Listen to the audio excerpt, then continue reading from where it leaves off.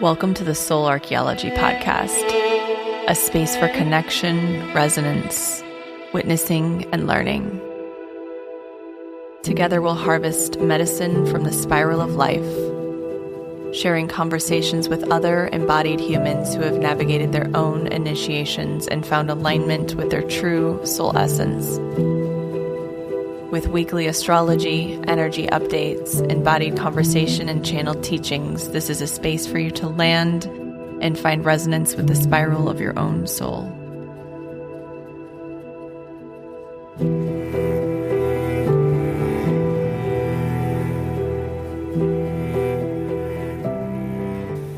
Hello, welcome back to Soul Archaeology, and welcome to 2026. I wrote a Substack article about my 2025 and just kind of how I see this new year point, how I interact with the Gregorian calendar, and how it can be used as a point of orientation.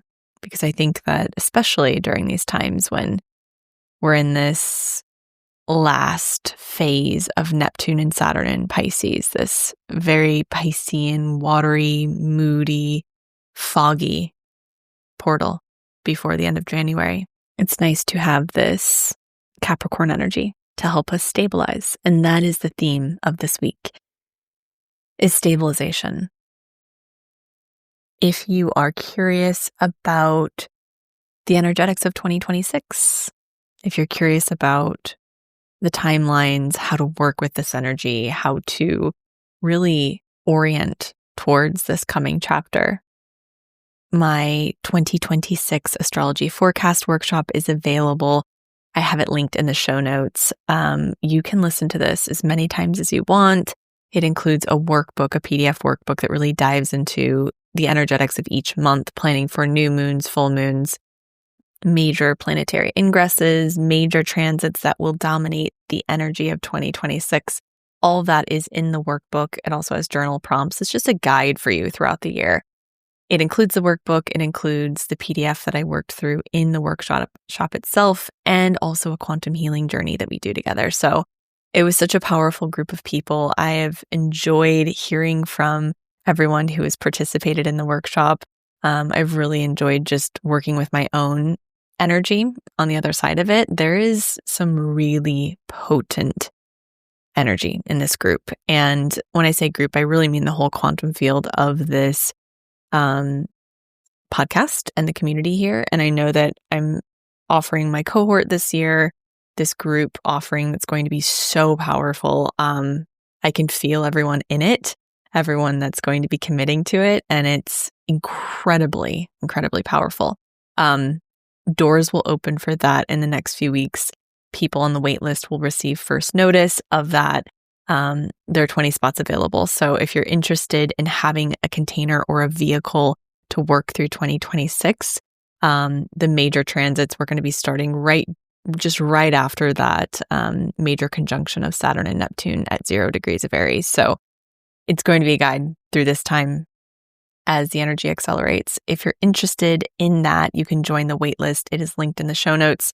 You can get a sense and a feel for how I work through the 2026 forecast workshop. That's available in the show notes as well. It's been fun to see already what manifestations for me have materialized since that workshop. So it's really nice and helpful to orient your energy, align your energy with the energetics of what you're calling in for 2026. So, and when I say 2026, I mean the calendar year. But within that, there are so many small cycles, larger cycles that are not necessarily aligned with the calendar year, but are held within this larger phase, this larger cycle. We're talking about a fire horse year. That's not specifically 2026. That's aligned with the Chinese zodiac. We're talking about a 1 year numerologically that is aligned with the calendar year. We're talking about the starting of a whole new astrological cycle in March. But it's within this sort of container of 2026. And I like to look at it that way just because we do have this great conjunction between Saturn and Neptune at 0 degrees Aries in February. That's technically at the end of an astrological year, but it's held within 2026. So that's why I'm saying 2026. It's not necessarily my new year, but I'm using it in that way because it holds all of this other energetic blueprint. So we start this new calendar year with some pretty significant Capricorn energy. And I talked a lot about Capricorn in the last 2 episodes. So if you haven't listened to those, I highly recommend you do. It kind of builds a foundational understanding of Capricorn itself. But we've been working with this stellium in Capricorn, Mars, Mercury, Sun, Venus in Capricorn. We, of course, have this powerful full moon in Cancer opposing this Capricorn stellium on January 3rd. And there's a containment, a stabilization in the energy of Capricorn that's really so important to the entire zodiac. Capricorn is, of course, ruled by Saturn. So it's structure, containment, holding, commitment, devotion, tending. When I think about Capricorn, it's held, of course, in the Northern Hemisphere within the season of winter. Capricorn season begins with the winter solstice. And so I think of it as the sign that really tends to the flame, the inner flame, the light. It's holding the pace. It's holding the container. It is showing up for the small little tasks and devotional pieces that create and weave the fabric of our lives. In its highest expression, it's showing up and doing what it says it's going to do without anyone else's approval or validation. When it gets into its shadow, it's doing everything for external validation and approval. But in its highest expression, it's rooted and anchored in its own truth and knowing that the small pieces weave the fabric of our lived experience, the small choices that we show up for daily. And so I think that Capricorn season is very orienting within this great womb of winter. It helps us show up for the small acts, even within this dark space. It reminds us how important it is to tend the flame when no one's watching, to caretake the smaller pieces, knowing they will form the larger pieces. And it's stabilizing. Right now, there's so much that's swirling around us. There's so much that we can't control. Capricorn helps us break it down to the minutia, to the small little practical items that we can control, that we can choose, and that are so impactful when they're grouped together. It's an earth sign. It's a cardinal earth sign. So it represents initiation and choice and movement and leadership. And so beginning the year in Capricorn season, beginning this calendar year in Capricorn season, of course, it happens every year, but this particular year, we begin without any of the inner planets in retrograde. And this is significant because the last 3 years it's been incredibly Mercury. We started last year with a Mercury and Mars retrograde. This year we begin with a Capricorn stellium. So there's clarity here. There's movement. Although it's still very foggy, we have Neptune at the last degree of Pisces until the end of January. We have Saturn in Pisces. This Earth is incredibly supportive. And it helps us orient to time and space. That's what Saturn's really good at. It represents time. It's lead. It's the physical plane. And we need to be oriented to that because we're still here in flesh and form. So maybe it's not our only reality, but it is a reality that we must interact with. That's why we have an ego, to keep us alive and functioning on the physical plane. So we have to befriend Saturn in this way. We have to befriend discipline and devotion, but align it with our highest desires, our highest timeline, our highest self. So this week is about purification and commitment and really a recalibration of our desires. This week, both Venus and Mars meet with the sun. Both Venus and Mars form a Cazimi with the sun. So this is an illuminating, enlightening week. On January 6th, Venus has her Cazimi in Capricorn. So she meets with the sun in Capricorn. The next day, on January 7th, she meets with Mars in Capricorn. And then on January 9th, Mars has its Cazimi. Mars meets with the Sun. That same day, Venus forms an exact opposition with Jupiter retrograde in Cancer. The next day, the Sun opposes Jupiter retrograde in Cancer. And then later that day, Mars opposes Jupiter retrograde in Cancer. So we have this strong interaction between Venus, Mars, the Sun, and Jupiter retrograde in Cancer. So there's this strong opposition here forming this week.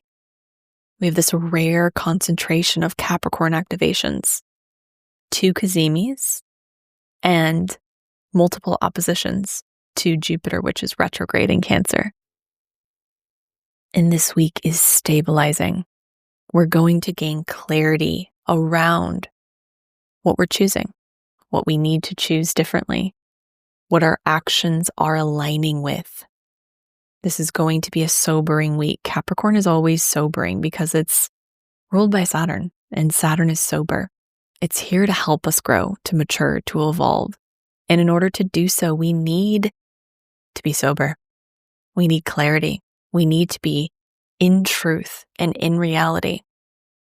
We have to be taking self-responsibility for our lives, for the choices we make and the actions we take, knowing that they form the fabric of our lived experience, that we quite literally weave our reality through our choices. And this is what Capricorn teaches us. This is what Saturn teaches us. It's helpful in this way, but it's also confronting. So this week will be confronting. We have the Sun, which is consciousness and light, meeting with both Mars and Venus, 2 of our most powerful personal planets. It's going to illuminate what we choose, what we commit to, and act on. And I don't love putting pressure on the year ahead straight out of the gates, but I think that this can be a week of orientation, reorientation towards new ways of operating. And we know that our subconscious projects 98% of our reality. So this is really a week to get clear on where you're creating from, what you're choosing from, maybe even identifying where there's a misalignment.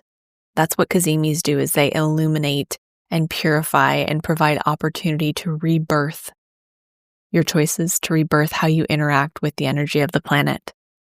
So this is a clarifying week. So we get to see, what are we choosing that's maybe not in alignment with the future that we're creating? I'm sure we all sense some sort of manifestation list or intentions, maybe not for 2026, but something that you're actively working with.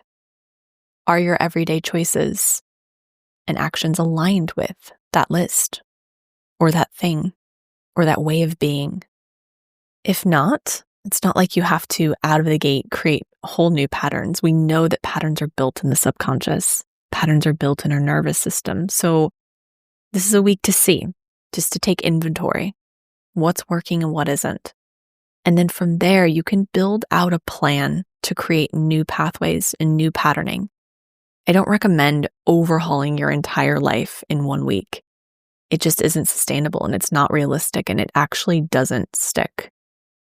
But what you can do is take inventory this week and notice, okay, what am I doing and choosing each day that is in alignment with what I'm creating?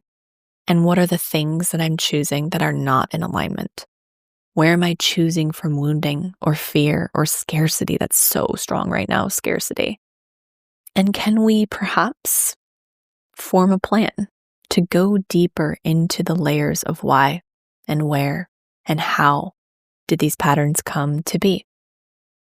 So this week isn't a week to just overhaul and create totally new patterns, but it's a week to ask questions, to take inventory, to refine, and to perhaps explore a new way of working with your subconscious, getting into the deeper layers of why and where these patterns originate from. And can we nourish them? Can we witness them? Can we illuminate them so that they can transform and alchemize into new patterns and behaviors that are more supportive?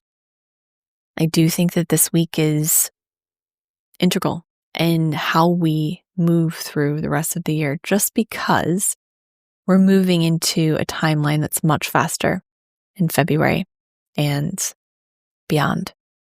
So it's a good time from now until the end of January to really decide to go deeper into some of these whys and what are you choosing.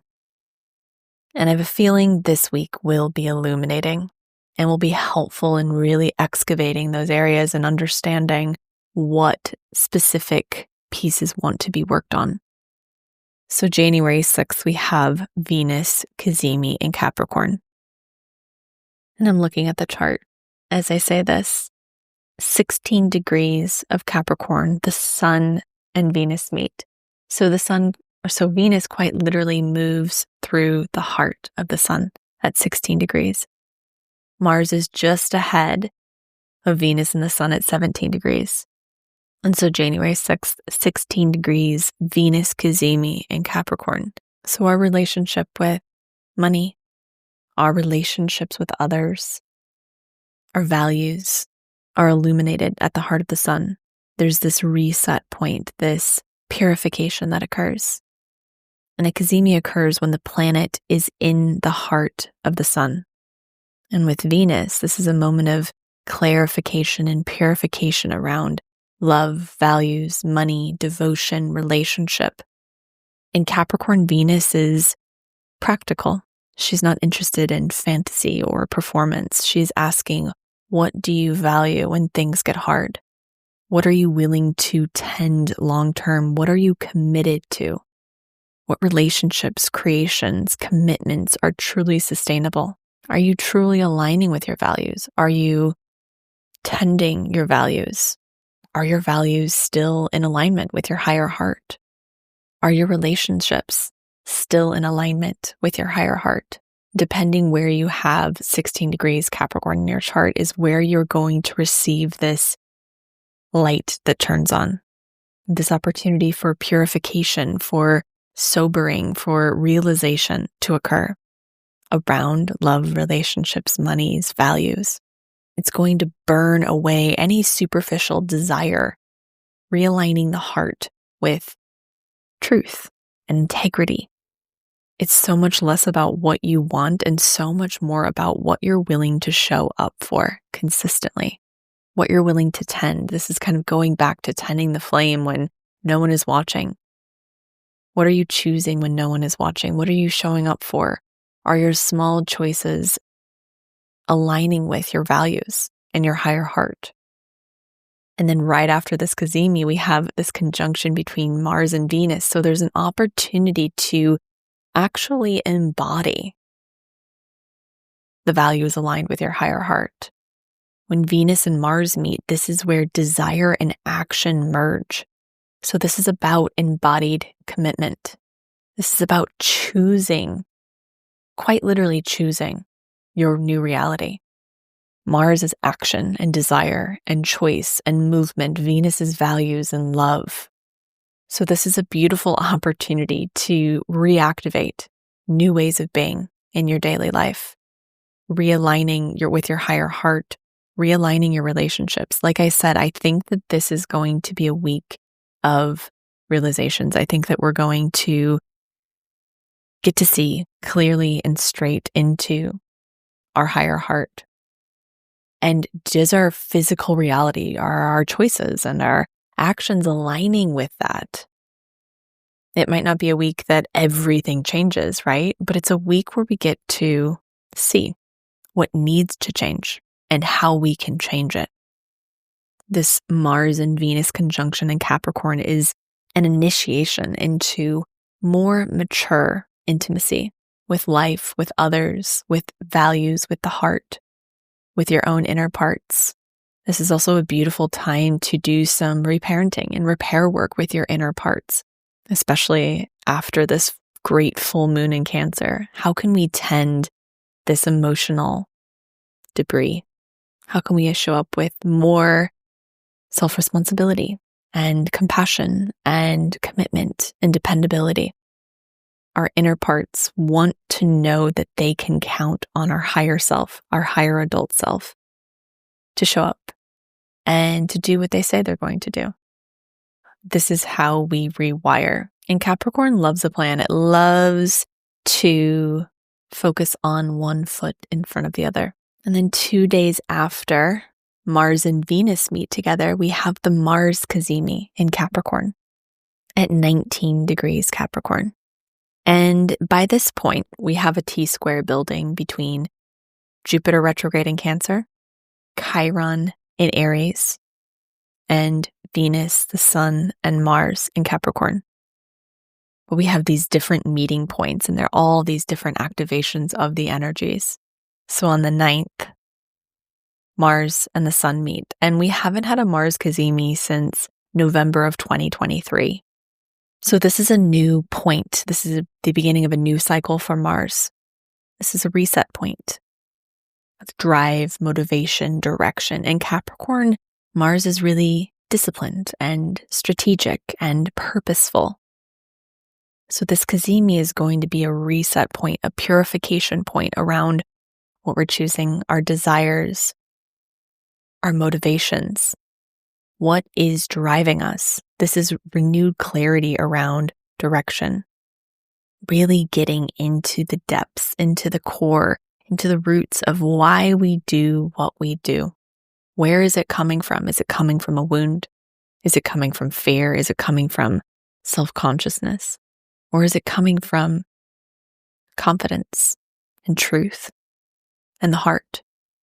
This is going to help us see our motivations, what's driving us, what's at the root of our actions, so that we can work with that energy, so that we can rewire from that place, from that subconscious place, to quite literally shift into a new frequency of our operating system, our engine, so that we can drive from the higher heart rather than from the wounding and fear. So just be gentle with yourself. Let this come to the surface. I have a feeling there will be new opportunities this week to open up portals of choosing differently and getting into some of this subconscious material. This is a maturational portal. Saturn is king this week, or queen, however you want to see it. And then right after this Mars Cazimi, we have the Jupiter opposition.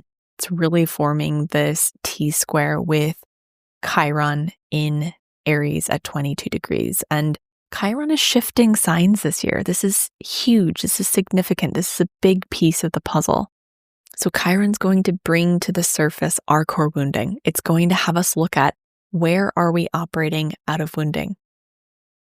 Chiron in Aries is illuminating our victim consciousness, our fear of being in our power, where we're operating out of fear, out of victimhood.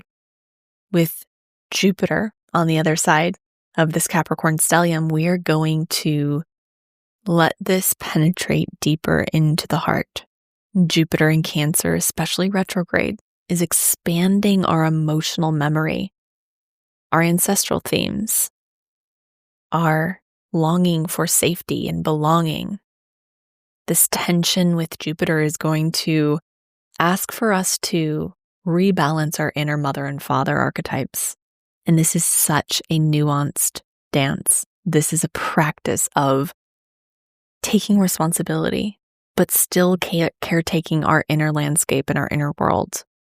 What does it look like to take responsibility for something, or own something, or confront something, while still emotionally caretaking your inner landscape? It's going to have us look at where comfort has replaced or prevented growth. This is recalibrating growth so it doesn't come at the expense of care. Knowing when it's time to take action and when it's time to attune and be with the emotional experience. This is one of the questions I get most often is, how do you know you're actually moving through something or just swimming in it and treading water? If you're in a big emotional wave, do you just sit in it? Or do you try to move through it quickly? And I think this is something that this opposition is really going to highlight for all of us. How do we caretake our emotional experience? How do we be with our emotional experiences while also tending the flame, showing up for life, being structured? This is a recalibration of the masculine and feminine energies in our lives. Are they balanced, or are we leaning far into one side and not enough into the other? With Mars and Venus meeting, this is the masculine and feminine rebalancing we need to enter into this next phase, this next portal, balanced and aligned. So it truly is a time to take inventory. Do you need firmer boundaries? Do you need more structure? Do you need more sobering and more practicality and realism in your life? Or do you need more softening? Do you need more caretaking? Have you been too rigid, too hard on yourself? Do you need to soften? Or focus more on creativity? This is a recalibration of the masculine and feminine polarities in your life, in your body, in your psyche. And with both the Sun, Mars, and Venus all in this dance together, opposing Jupiter at the same time, this is truly a complete recalibration of our internal landscape. With Chiron in the mix, it's going to poke and prod our core wounds. They're going to come up like a thorn. And so this is a confronting week, but it's a powerful week, and we need it. We really do. We need to know where we are in space and time. This is a stabilization period, a recalibration period. The energy is going to significantly accelerate come April, May, June, July, incredibly fast and rapid. And I talk all about that in my forecast workshop. But this restabilization period is so important to begin this new chapter. So we're at the end and the beginning at the same time. We're in this stew cooking down. But what we choose to interact with this week is important. And can we be with the confrontation of what may come up? And the card that I pulled today from the Druid Oracle deck is the Hawk card. And I love this. I have a really, really, really strong connection with hawks. They've been with me since the beginning. I've been interacting with them since I was very young, and I see them all the time. And I have the funniest stories about hawks. And so I love this card. And it says, Hawk brings the ability to see your life in perspective, to free you of unnecessary baggage, and to connect you to your ancestral roots. See if you can take some time out of your daily routine to survey your life calmly and to see events in context. The Hawk can help you collect the missing pieces of the jigsaw you will be trying to assemble, and he'll help too to spot the details which are significant. When you have a sense of your roots and of the breadth of your life, you'll start to feel pride and a growing sense of nobility and stature. Once you know where you've come from and where you're going, your life will be filled with inspiration and enthusiasm. You'll sense a new day dawning, and you'll be able to make decisions with confidence. And I do feel like this week is an opportunity to zoom out, to really take inventory of life, and to not get lost in the details or even the emotional experience of why or where these patterns originated from, but simply seeing them as patterns, tending to the building blocks of life, stabilizing these building blocks so that we can create and build a new world from this foundation. That is what we're working with this week. So no big deal. Capricorn is always, it's sobering, and it's very practical, and it's not always fun necessarily, but it's really important and it's necessary. My partner has 6 Capricorn placements, so I understand this energy well, and it is really supportive if you can get past the confrontation of it and get past the starkness of it at times, and just kind of let that be what it is. All this energy is going to be moving into Aquarius in a few weeks, so let's work with it when we have it, while we have it.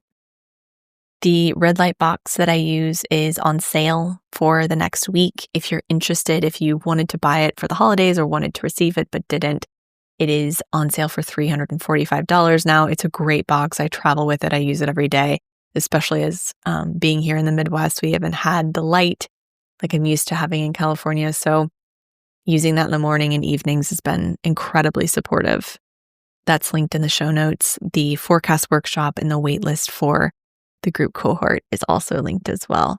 Thank you for being here. As always, thank you for showing up for your own personal processes, for this community. I adore each and every one of you. This is such an incredible group of humans, and I can't believe how lucky I am to interact with you. So I look forward to seeing more of you all in 2026. And if you want to support Soul Archaeology, the production of it, I don't do sponsorships or get paid in any way for this podcast. So I am opening up donations. If you want to donate to the podcast to support it monthly, you can. That's linked in the show notes. Another way to support it is by joining my Substack. It is $8 a month. That's a beautiful way to support the production. I put a lot of energy into producing this, but I don't always think about that when I'm doing it because I love doing it, but it is a lot of time and energy. So if you want to support Soul Archaeology and the production of it, I would love to have you over on Substack or at the donation portal linked in the show notes. So thank you for being here. Have a beautiful, beautiful first week of 2026.